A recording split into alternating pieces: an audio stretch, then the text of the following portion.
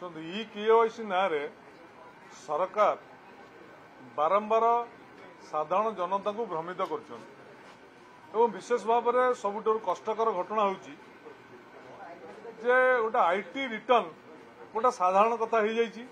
कौन बैंक को जदि कौन हिताधिकारी कौन लोन पर जाऊँगी कि पान दुकान टी जदि कौन सौदा किणुची तार जीएसटी आवश्यकता अच्छी तार आईटी रिटर्न आवश्यकता अच्छी जी जीएसटी अप्लाई करुच्ची कि जीरो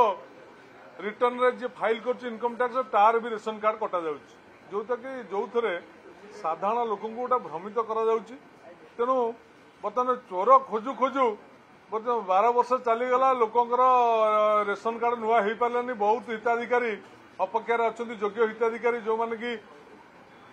रेशन कार्ड पाइबापी से पाई पारना ये हूँ दुखर कारण तेणु साधारण जनता को ये सरकार बारंबार ठकुची।